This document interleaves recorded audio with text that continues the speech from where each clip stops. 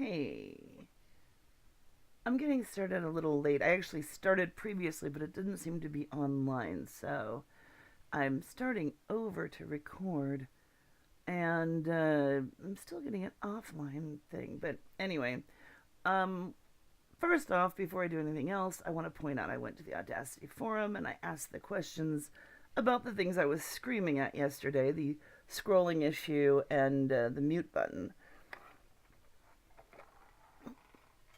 Now, first off, the mute button thing that was bothering me has been solved. Now, what it was, I have to turn it off again because, of course, I turned it on. Um, is here you have track is actually the solo button, but the mute button is connected to it. Solo button in the preferences, which is edit, then preferences at the bottom, and then we go to track behaviors. You've got three choices: simple, multi-track, and none. I had it on simple, and what that would do was if I push this solo button, these other buttons would automatically go mute. I was not liking that, very frustrated by it, so I asked about it. And what you actually need is not simple, you have to go to multi-track, because apparently simple means one click. So instead, if I go to multi-track and say okay, then I can turn all these buttons off individually. I'd have to turn them on and off individually.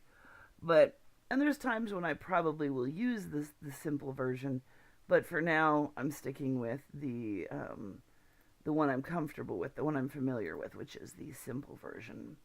So that was a simple answer. Now, the other one is a little bit more bizarre of an answer. What my question was had to do with why, if I play and it goes What off. is it? That's a little loud. If I play and it. Let's see. I think I can turn it down here.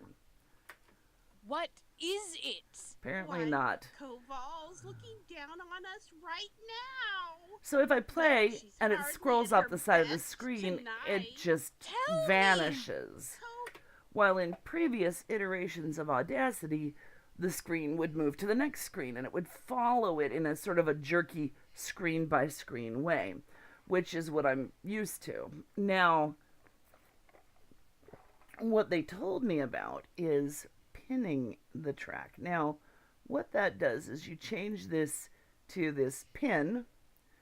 This is the indicator for the track or whatever. And when I hit play, Are you? Our that time one will is go, short. the Don't playing waste spot will time with stay in the useless middle questions. and the whole thing will All right, scroll then, past. No. Who? Which is different than what I've had before, but not awful. I'm gonna have to get used to it. I mean, because I'm used to one screen at a time, just sort of skipping by as this line goes off the side of the screen. So yeah, it's weird, but it's not awful.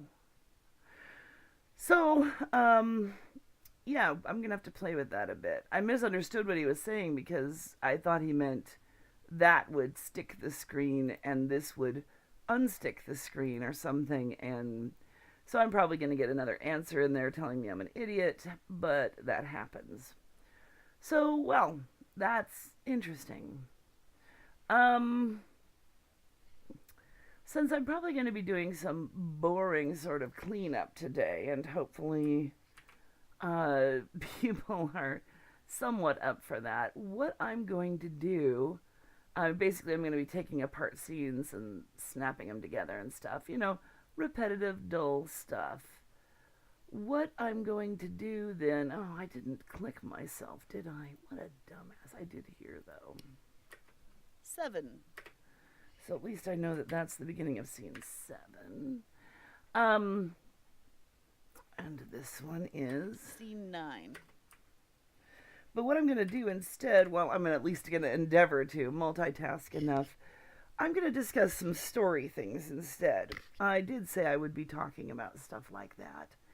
And, what is this? I did not want to assume. This. It's a little tricky sometimes while you're listening to yourself talk or anybody else talk. 13. That's 13. 13. because splitting attention. But I've been thinking I really need. I'm what. This is going to turn into Scene just 14. one of my blogs, because what I've done a lot of times in my blogs, just audio obviously, is talk about 17.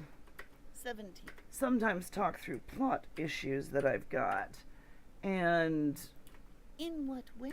wonder, and work through some of my issues. Because, I mean, for season 2 of Fatal Girl specifically, since Scene 19. that's what I'm working on here, what I've got so far, I've got scripts 1, 2, and 3, which are pretty darn solid, and which involve flashbacks to the childhood of Ken, Chiyoko, and Alice. And then I've got scenes 4 and 5, I mean scripts 4 and 5, which aren't awful Scene 20. by any Scene 20. which aren't awful by any way, but they aren't. They've got a ton of good stuff, but in fact have too much good stuff. Because, for instance, episode 4 has 2 different sets of things happening in two different hospital Scene 22. sequences, and so I need to break it up into 2 scripts. So I'm thinking if I move 5 now, 5 I originally was trying to avoid making the final episode of the season because Scene 24. it involves the children characters from episode 6 of the first season. 26. And I didn't want to make that sort of a thing, where if it's like, oh well, every time the season 6 episode is going to be a kids episode. I wouldn't mind having a kids episode each season, but I don't want to make it like predictable like that. So I've been resisting making it the final episode, though in a way it really should be, because it closes off a story sequence that begins in the first 31. episode. And I need to revamp it so it closes it off In 33, I believe. better. So it works to break episode 4 into 2 pieces, making 35. the bulk of it into make the bulk of it into episode 5, and then take 36. the initial. Like I said, there's 2 different hospital sequences. I'm going to give some stuff away. Spoilers. And for scene 40. Spoilers. Among other things, the bulk of episode 4 was originally going to be Chiyoko in the hospital dying. I know, you'll find out. And, actually kept alive by machines while technically dead. But, that's something new to her. And then earlier in the episode, there was a shorter sequence where Hyde goes into the hospital. So that's why it's confusing, because, 2 different hospitals, completely separate events. And I decided I need to split those out. But that means I've got 2 episodes that take place primarily in hospitals. And did I want to do that? Because that's a question. I'm like, maybe I do. Except that the Chiyoko sequence alternates cutting back and forth with the events that injured her and put her in the hospital. And so that's a very different mood to, if I take the Hyde sequence out, turn it into a full episode. That itself won't be a full episode. We all know Hyde's not doing well. He's got the genetic disease and all these other things going on. And he's done a lot of experimenting with stuff. He even clones himself. He's got a ton of stuff. But in this case, he's actually voluntarily going in for a procedure. For reasons. and so, so the story wouldn't actually revolve around him or his procedure. It would revolve around something else. And I could do it outside of the hospital and just cut to him in the hospital. Or I could have an episode where there's something lurking about in the hospital. Now, the next question is,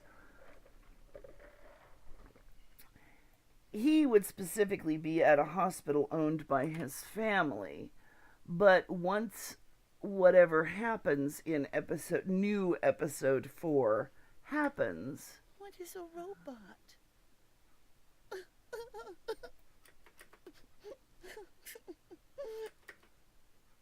Okay, I don't like that right now. We all walk the paths. Okay, so this is the voiceover, the opening voiceover, and this is episode 1. And Okay. and this is episode, what is the next one she's in? I guess I better pull up the script, since I didn't mention it each time up until 7 when I went, duh.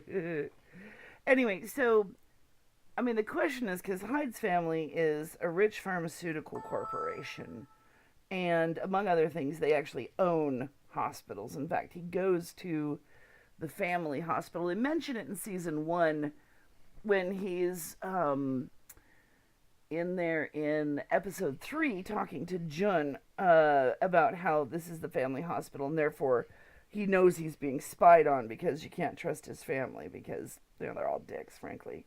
90% of them are anyway.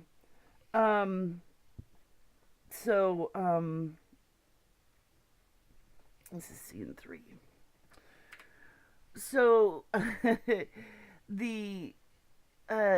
he goes there on purpose for his procedure because he wants them all to know what he's doing or what he's having done. And then, very, very deliberately. Okay? Shh. She is asleep, Captain. Right. Okay, this is scene 4. And, but if he does that and there is something horrible in the hospital in new episode 4, then in new episode 5, for Chiyoko to be in the hospital, she should probably be in a different one because something horrible, they wouldn't want to go directly back to the one where they just cleared out a monster or whatever they did. So I have to take that. Aunt Suzu looked very beautiful for your wedding ceremony. You have a very nice home. I do not know. Let's see. This should be the beginning of episode 5. This is where we're going back and forth between flashbacks. So part of it is going to be Chiyoko as a child, and yeah, sure, I sound like a 6-year-old. We'll make it work. And Ken when they first meet. I have too much TV?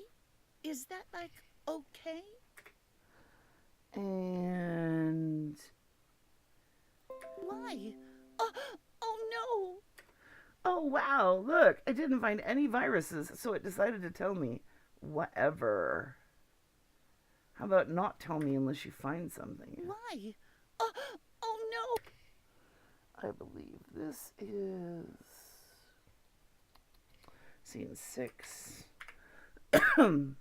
But you know, so I'd have to decide if they want to go back to the same hospital or not, which probably would be a no, because I mean, if you followed the series at all, and I'm assuming A, somebody's listening to this, and B, they actually do at some point. I'm still trying to figure out if I'm offline or not. I don't know. It's kind of weird, and it's not real helpful. Well, if nothing else, I'm recording, and I'll check and figure out what I've done wrong later on. No, well, if that's 6 and that's 7, well, wait, is this all 6? Oh yeah, that is. Okay, so back to what I was talking about. Hyde's family, like I said, are rich bastards, and he doesn't like them. But okay, I'm gonna give something away. Um, if you could always pretend you don't know it, but basically, one of the things that's about Hyde that's absolutely vital is the fact that he's got a hereditary disease, and he is determined not to. Mm. That's just And that will be all my lines. okay. He's determined not to pass it on, and his family, though, are still trying to manipulate him. His mother, at least, who had him and then was divorced by his father because he got the genetic markers from both sides of the family and got the disease when none of his half siblings have from different mothers, which, of course, pisses him off to no end. So his mother is still trying to manipulate him into having a child so that she can have a grandchild and get some control back into Hyde Pharmaceuticals, try to get some kind of manipulation anyway. So, because he's her only chance to get some more money, and it's all very messed up. And she's trying to get him to marry a second cousin of his who also is very determined and a total bitch. There's a lot of bitches in Hyde's family. And so what he decides to do to get them to lay off, especially because they actually even approached Chiyoko, and yeah, that's not good. Um, what he does to get them to lay off is he goes into the family hospital and gets himself 36. a vasectomy. So I think it's gonna be interesting. It's like drawn out. What is it? What is he doing? But what he's doing is he's getting himself a vasectomy because he doesn't want anybody trying to chase him down and get anything off of him, even that. And so, uh, yeah. So while he's there for that, and because of his genetic condition, there are issues that have to do with his care or whatever. He can't just run around and do whatever he wants at the same time. But at least he's present, and maybe I was thinking maybe have something to do with his doctor so that he could actually be in danger. That would be kind of interesting. Have Chiyoko save him, and that would actually be pretty cool. But then I have to decide what kind of monster it is. Is it something come from the hospital? Like, is it something because, I mean, one of my favorite, oh, there is no 35, so I have to create one. One of my favorite, weird TV series kind of things is Rejet, which is which is hospital or the kingdom from Denmark, and there's so much weird shit going on in that hospital. It's two miniseries that were made, I don't know, 20 years ago. Is it that long? No, must be. Well, it probably is. That's really sad. But they were really good. They were kind of, a lot of people thought of them as like Twin Peaks meets ER, with all these, it's kind of like a soap opera, but like 3 of the plot lines are weird, supernatural, creepy shit. And the rest of them are totally banal, which is like Twin Peaks, because there was just normal shit going on in Twin Peaks as well. I mean, the original. I haven't seen the new series at all.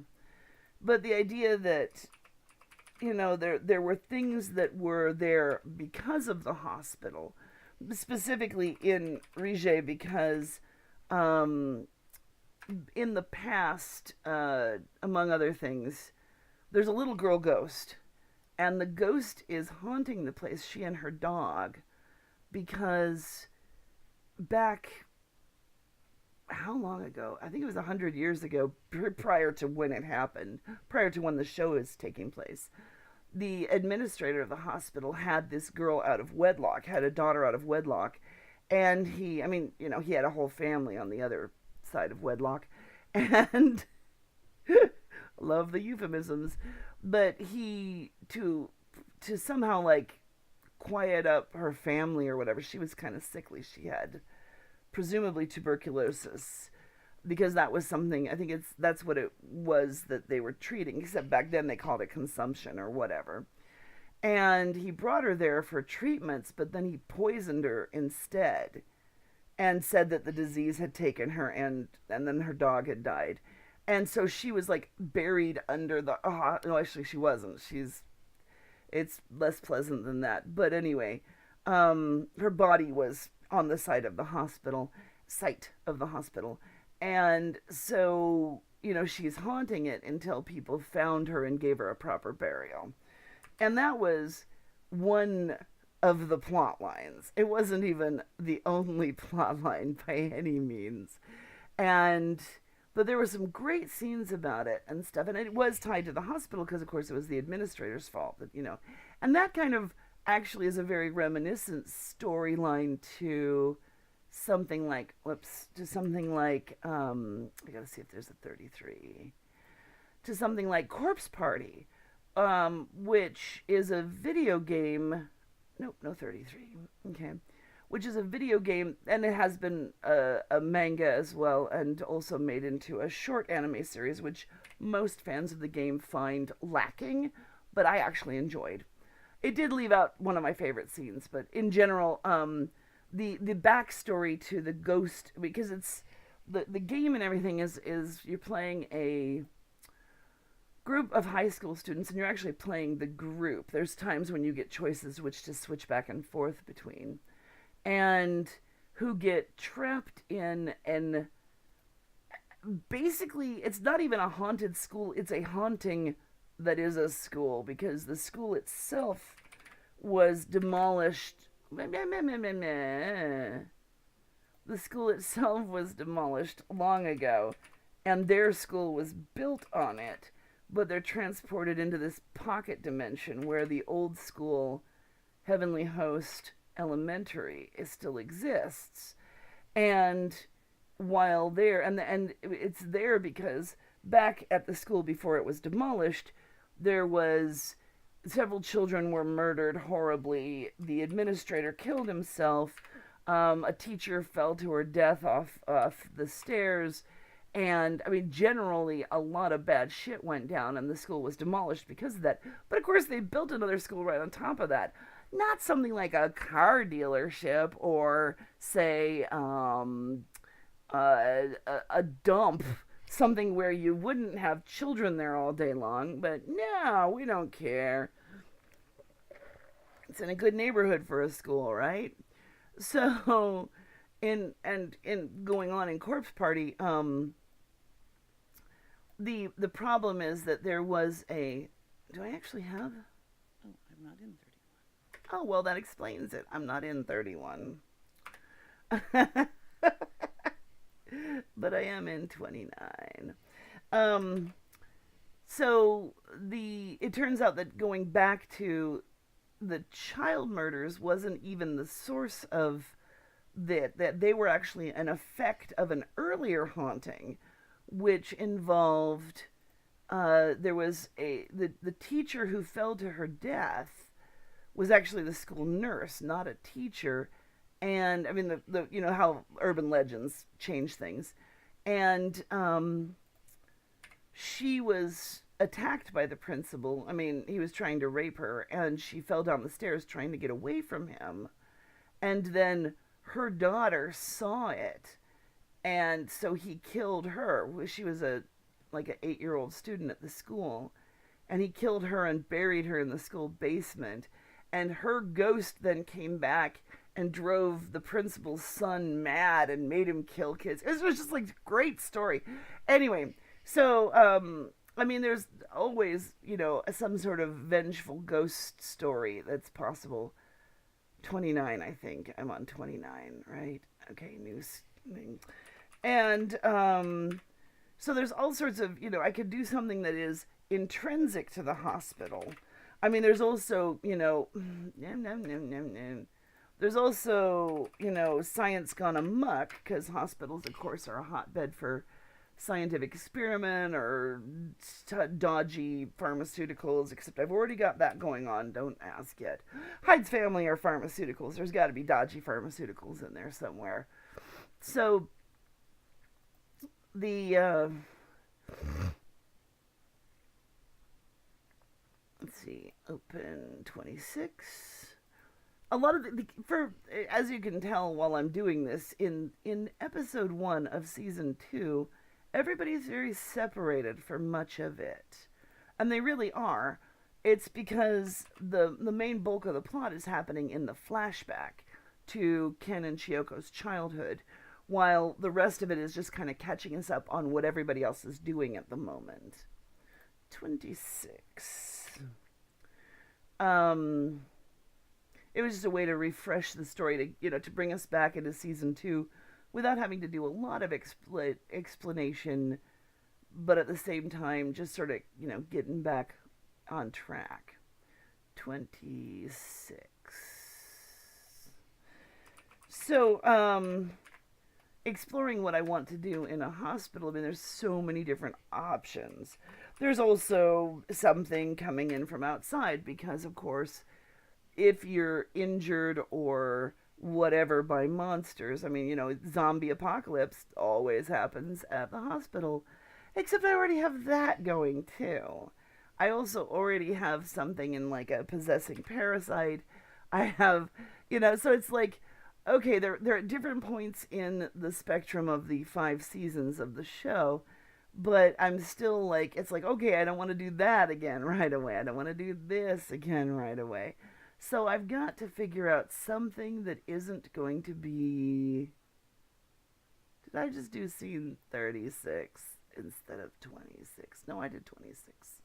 That was weird. 24. There is no 24, so I have to make a 24. Okay, but yeah, so it's like, you explore the options of what kind of things you might do. Okay, we've got, like I said, there's something from the hospital's past. There's always a haunting. You could always have a haunting anywhere. There's something like,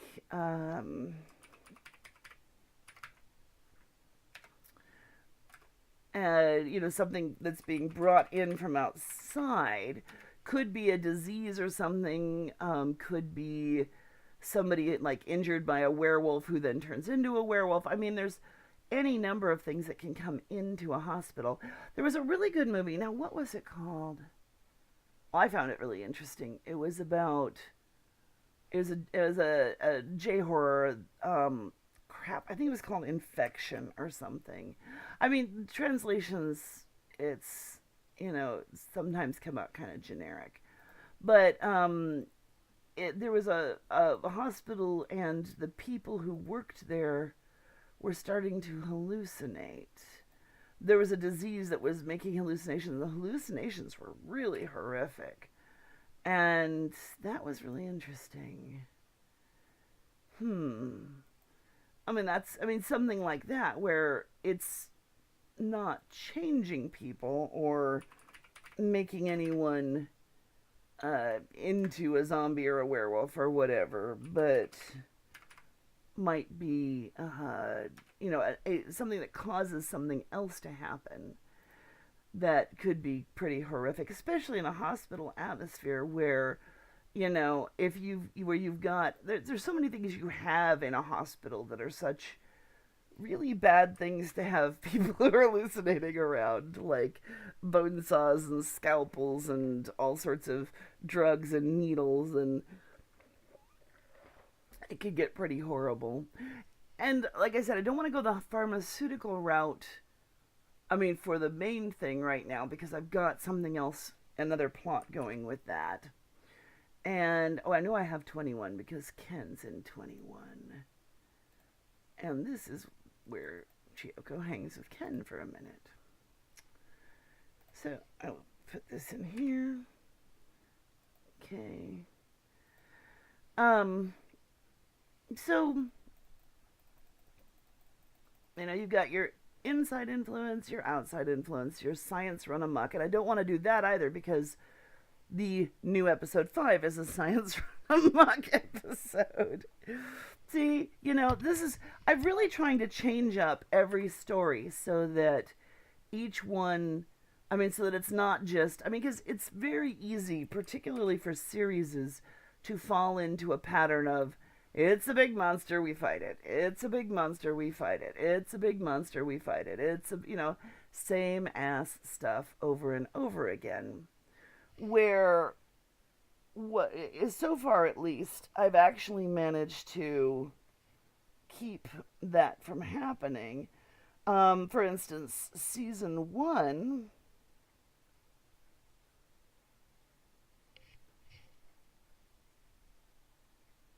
Oh no, that was She with Hyde. Right, as is this. No, 20 is a flashback. I don't have Ken as flashback yet, so I know that I don't have scene 21. We're trying to decide if he's going to try to do it himself or if we can find a kid to attempt to be him. It's a lot easier for women to try and do a childlike voice than for men to. Just because we have a higher timbre and all that. But 20. But in season 1, what I had was tentacle monster, evil cult, giant baby that eats people. Which I still love. I don't know why. It's awful. It doesn't even have a name, and yet it's just.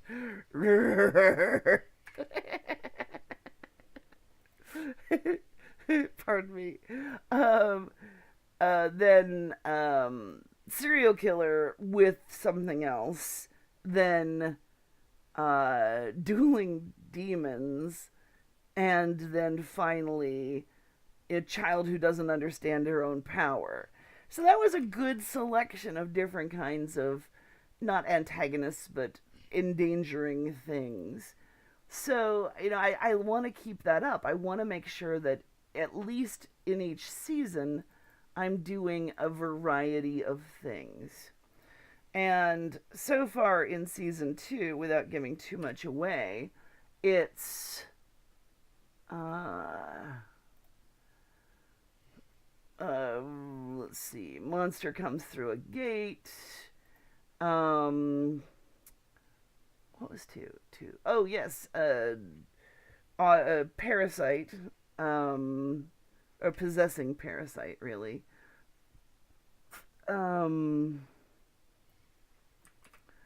Zombie attack. Whatever I come up with for the hospital. Science gone wrong. And then actually a closure on the creature from the first story. So, which I shouldn't have given away, but oh well. If you're listening to me, hopefully you'll just forget it when it comes up, or you'll wonder how it works out. But it's just there's so many. I that's why I want something different in the middle. I could just do a straight ghost story. That would actually be interesting, possibly at that point. I could do, any kind of,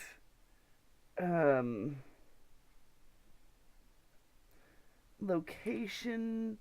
Usually when you're making ghost stories are, there's a difference, but there's also a similarity between Western and specifically J-horror ghost stories. Is that, Western ghost stories follow certain patterns that you don't really get.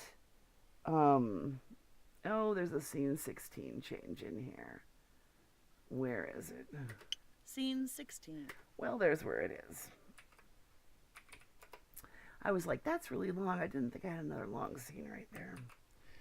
So, in general, one of the things that characterizes modern Western ghost stories is we do have a strong tendency to think of ghosts as people. I mean, as existing entities rather than just dangerous forces. We like to characterize them because we know actors like to play them.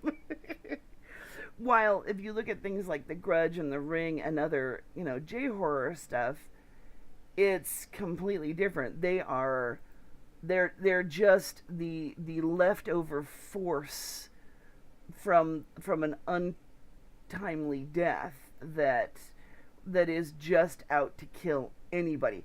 And that's another thing is, we have this whole concept of a ghost as seeking closure about something, whether it's, okay, I want to kill the person who killed me, or people like that, or I want to crap, this is 16, right? I do have scene 16. Why would I have scene 16? Oh, I just saved. Wait, what? Scene 16. Wait. But I have. No, that's not what I wanted to do. File open. I'm confused. Why do I have a scene 16?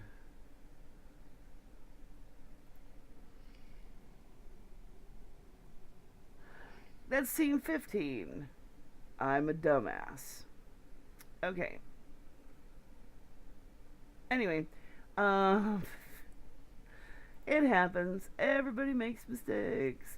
Even me. I'm not perfect. I'm so sorry. I've let everybody down. But back to ghosts. We have this concept of ghosts as having a purpose, a specific purpose that maybe once they've accomplished that, they're done. While the ghosts like The Ring and The Grudge and a lot of other ones in that particular sort of subgenre, they just want to kill anybody. They really don't have any specific agenda or any stopping point. That's part of the problem, and that's part of what makes them so incredibly creepy and insidious, is the fact that they don't really have an end in sight. There isn't anything you can do to pacify them as a consequence, and that makes them very, very terrifying. Is that you just can't do anything. You can't. I mean, there's presumably in mythology there are ways to pacify or control ghosts, and there are in most myth systems there are. I'm not going to rename it. Renaming one thing I want to point out, I've just moved the other part of that scene 16 into the scene 15 directory because it was in the wrong place, just so I have it all together. I'm not going to rename it, which will confuse me later, I'm sure, but the reason for that is it's dicey renaming Audacity files and datas, and I always worry that they're going to get disconnected and won't find each other afterwards. Remember what I said about the AUP file being sort of the index or the spine of the book, while this directory holds all the pages, and they always have to travel together, and they have to be able to recognize each other. When you open this up, it basically goes, oh, look, here's all my pages, I'll put them all in. But if it can't find it, and that's why I worry about changing the name on it. Now that I've moved those, I'm going to delete them from here, which always terrifies me. No, I mean, it's just always dicey when you have to delete things, and until you're absolutely sure you've got them somewhere else. If you've ever deleted the wrong thing at the wrong time and then it was gone and you had to go searching through your backups or find it from scratch again, it is a horrifying feeling. So it always feels like, when you have to delete something.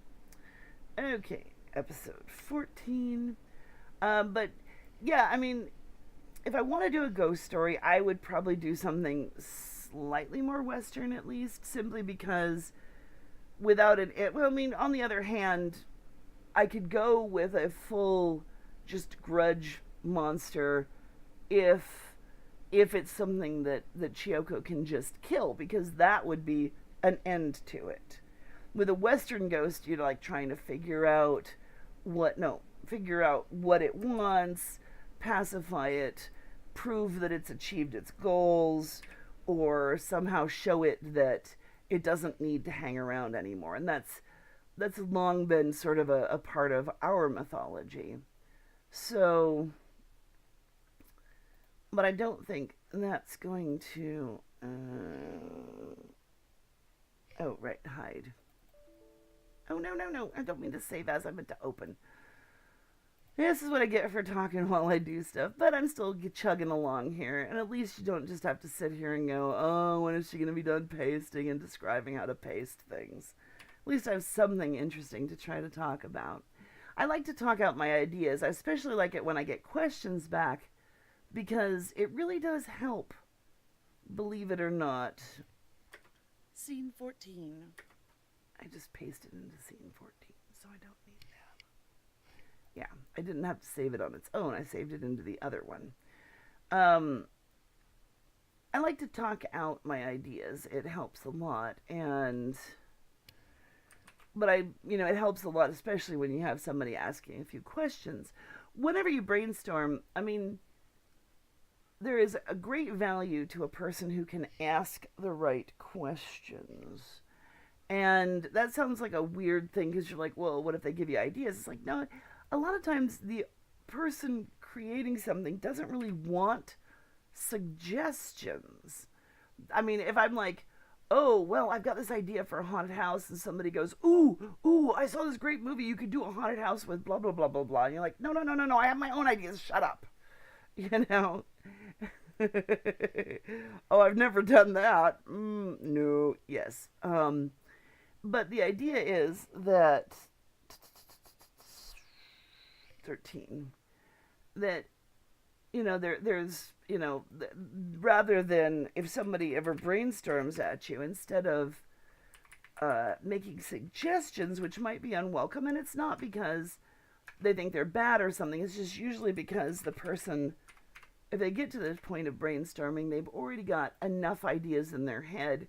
They're just trying to sort of focus and narrow them down. I've got a scene 10 break in here. Okay, where is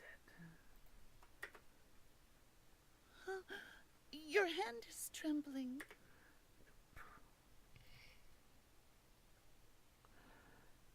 Oh, it's all 9. Didn't I have a scene 10? Oh, right, I've only got a couple of... Oh. Mm.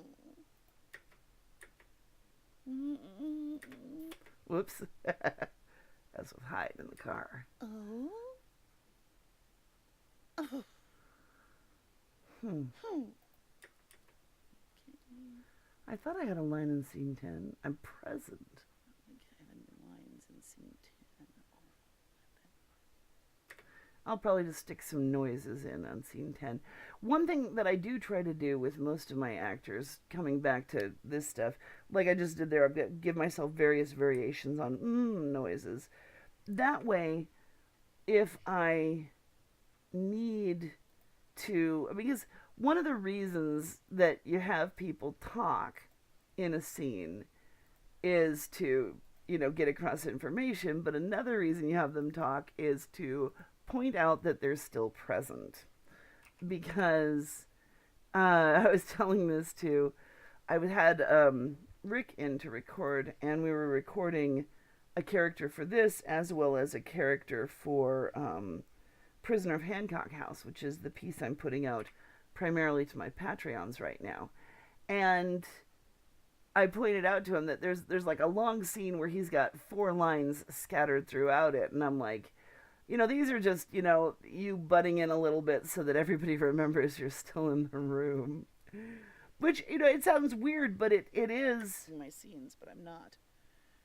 Derp. I'm such a derp tonight. Derpity derp. Okay, that's probably gonna have to go into the blooper reel. It may not make it, but it'll go into the file. Seven, another child one. Um, but when you're scripting an audio drama, if you have a bunch of people in the room, it's good to make sure that everyone says something in any scene that they're in, simply to keep the audience aware of who's present. Because if somebody just never talks, or is never talked to, because that is the other option, is to have them addressed, then it's a surprise when they show up later. And you don't want to surprise the audience. You don't want the audience picturing four people talking around a table, and then later on it's like, all right, you guys, all 20 of us are going to roll out. And it's like, 20? Where did these 20 people come from? It's all because, you're trying to make sure that the audience never gets confused. And, it doesn't mean you have to just have them say something weird or stupid. I mean, they could be, if you're like, you have a conversation going on, just give them a line or two, or give them a muttered aside if it fits their character.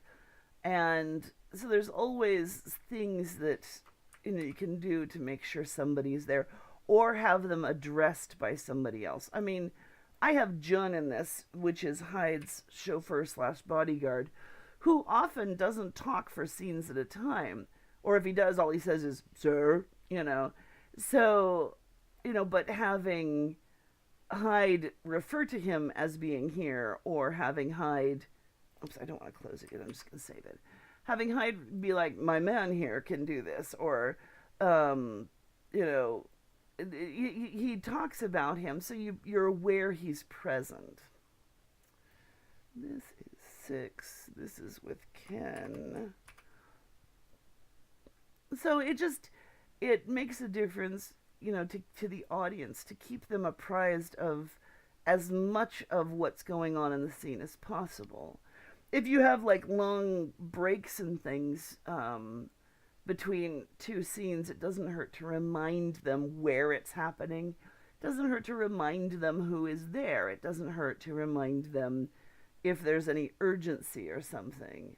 You wouldn't be like, as we said before, I mean, because that's heavy-handed.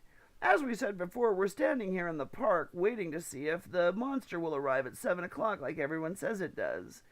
Instead, you have park noises, which is easy to do. 5.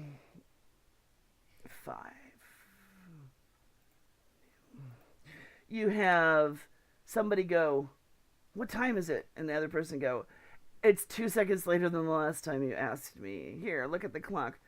Oh, it's still 3 minutes to go. You make sure that you point out there's a time element without being on the nose. You talk about, that gives you a chance for like 2 or 3 people to talk, to reestablish who's there.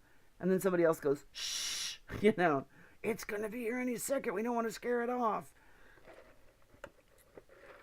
So there's any number of ways to establish something by talking around it, or, whatever. And it's less condescending to the audience, really, is the big deal. 5.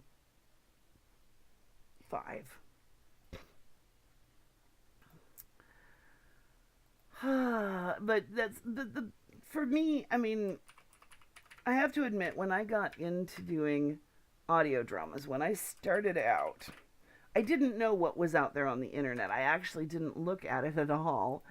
I was judging myself and what I wanted to do by 2 extremely professional audio drama sets that really would be, which is kind of a ridiculous bar to hold up to try to reach. And what that was the BBC's Lord of the Rings, which, even though it came out in the late 70s or early 80s, is awesome.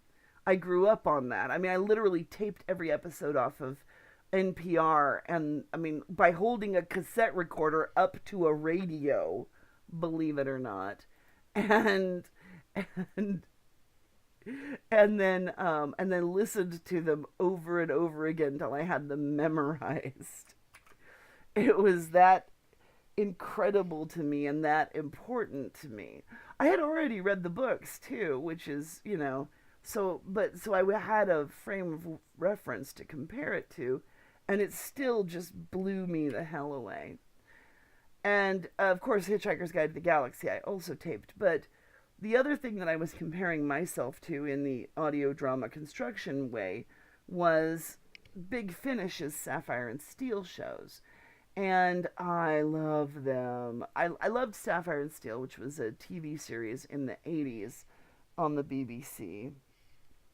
And it's just the weirdest, coolest thing. It's, well, I mean, it's, by modern standards, it's super slow and whatever else, but it starred David McCallum and Joanna Lumley back when they were both hot.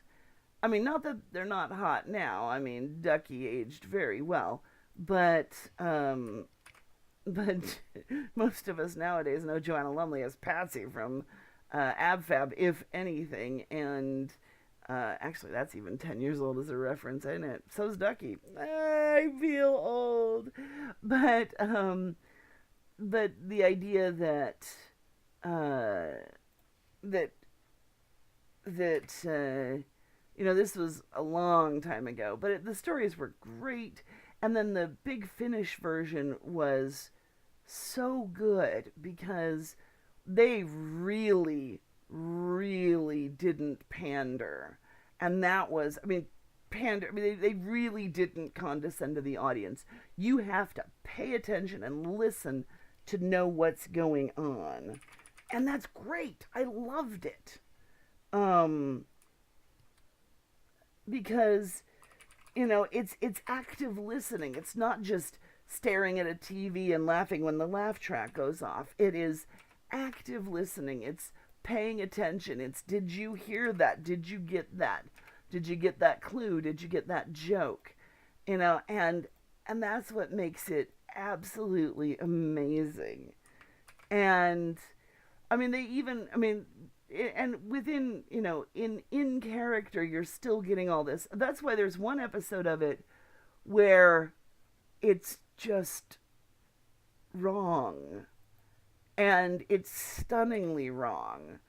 Where all the characters are like constantly explaining themselves. And I'm giving this away. I'm sorry, this is a really, really huge spoiler if you ever intend to listen to it. I just won't tell you what one it is or something. Where the characters are, it's just tragically badly written. And I was like, oh my God, what happened? Did I get the right disc? I literally did that when I listened to this episode. I'm like, is this the right thing? Did they give me the wrong show? And and then it turns out, because this is a sort of a surreal series where they end up in these kind of half worlds sometimes where reality is warped. And in this particular one, they're trapped in a bad radio show. And it was just like, oh my God. And going back and listening to it, it's brilliantly badly written, which is such amazingly good and yet incredibly hard to do. And it was so cool because when the denouement comes and they're revealing, this, it's like, it's like, and here's a character, this character over here is just a sound effect. Describe what he looks like. Well, he's this, it's like, no. What, do you know what he looks like? You can't see him because he doesn't have a face. He's a sound effect. And that was so good. The whole thing was just incredibly brilliant and hilarious.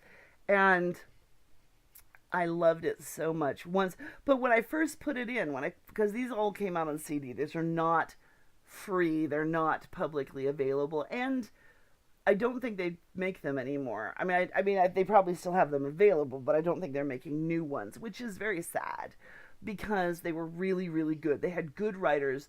They had good actors. They had David Warner playing Steel, and I love David Warner.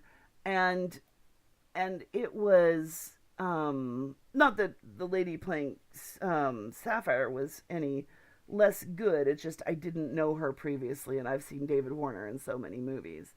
And sadly, I don't remember her name off the top of my head. But but but because of that, they were a charging company, and they still do all the Doctor Who adaptations, and they do a whole bunch of other stuff like that, other modern adaptations. And here we get back into my copyright rant for a moment.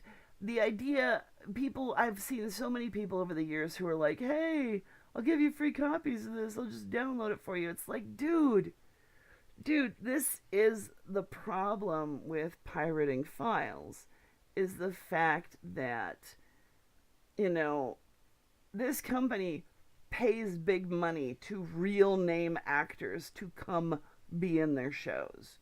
This company is probably, getting by on a shoestring. It's also got really good writers and really good sound developers and things like that who put in a ton of work.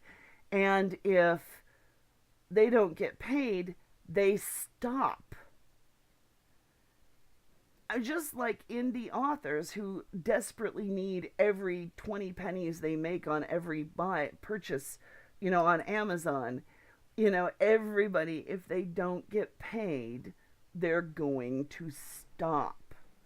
And if you like their stuff, you should be trying to encourage them to not stop. Because, and then everybody's like, well, how come they don't make any more? Well, because y'all ripped them off, frankly. I mean, it's something, right now, that was one reason for years I didn't want to get money involved in doing anything that I'm working on, because I just didn't want to have the hassle. But nowadays, it's like, well, I can choose between doing the work which pays me and which I still don't really make enough to do more than scrape by, or I could take a ton of that time and go make an audio drama and maybe not eat for a couple of days this month or whatever.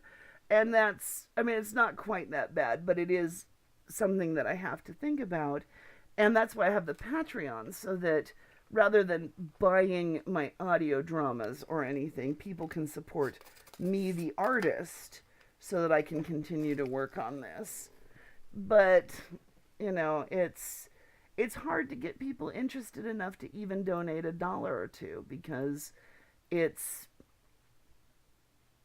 I don't know, everybody wants stuff for free, and there is so much stuff for free, and we all do it. But really, I'm hoping I can get enough interest in Fatal Girl that people will want me to continue to not stop. And therefore, and 19 Nocturne, if I made enough from the Patreon to be able to actually cover half my bills, I would be able to get back to doing, 2 episodes of 19 Nocturne a month, or a Fatal Girl episode or something. As opposed to the 5 minutes a month that I can do right now, which is for Prisoner of Hancock House. This is a bonus just for me to get me through the winter, because otherwise I won't be very useful at all. And everybody else lucks out by getting to watch it, if you are watching it, while, it's going to go away as soon as I start not needing it to get me through. And hopefully the episode will be done by then, but who knows. I figure it'll probably be around the end of January when I have to stop doing this and get back to work. Or go get a day job, which will destroy any chance of doing anything audio drama. It's just life, especially with the changes in the tax laws and all that bullshit coming up. Anyway, sorry to get all downer on you, but, an artist's life is not an easy one. Have a good day.